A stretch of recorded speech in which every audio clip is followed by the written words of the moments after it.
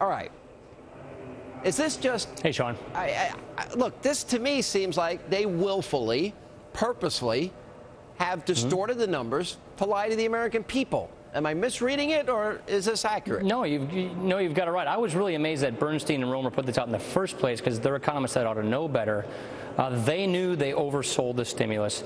They knew that they said this thing would prevent unemployment from going above 8%. And when you make a measurement like that, you have to use that number that you just used. It didn't. Unemployment went above 10%. We lost 8 million jobs since this recession started. 4 million jobs we've lost since the stimulus was passed. They knew that that's the case, so they had to come up with these new statistics to try and mislead people. All right, when you say they knew, so when the president said... The economists at the White House. The economists at the White House. Did the president know? Mm-hmm. I would like to think he listens to his advisors.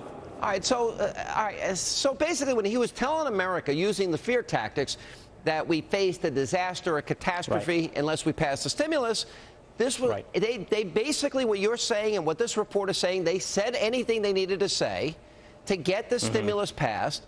Is that the same on health care? Is that the same on cap and tax? Can we trust that they're being honest with us?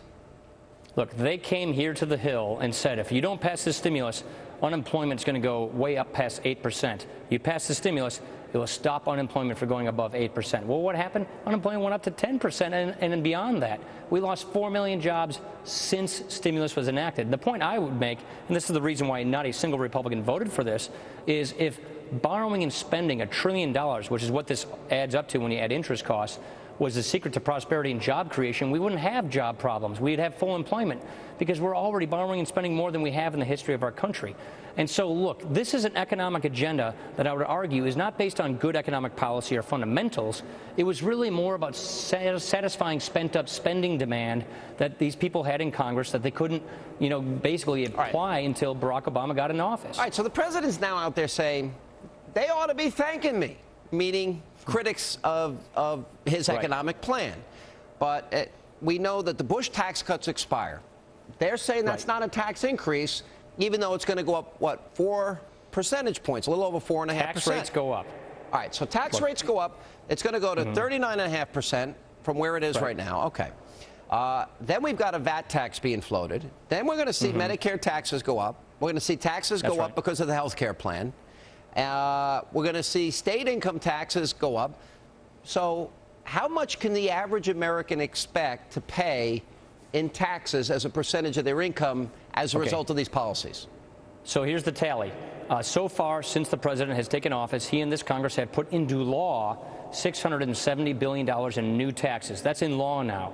14 of those tax increases hit people making less than $250,000. That's about $300 billion of those tax increases. Now the president has given us a budget that purports to add about $1.8 trillion in higher taxes on top of that.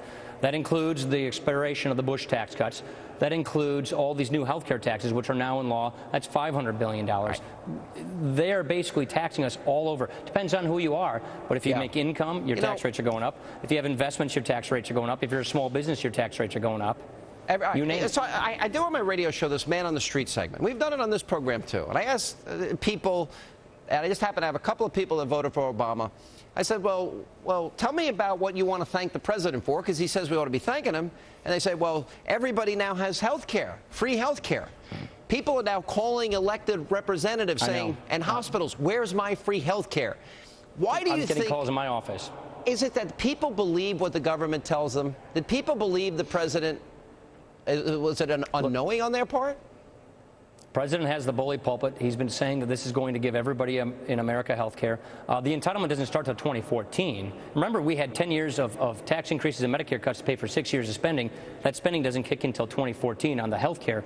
But all the other things, premium increases, tax increases, Medicare cuts, they start phasing in right now. So what people are going to get is not what they think they're getting based upon the rhetoric that was used to sell this health care bill. I don't know. Where's journalism in America?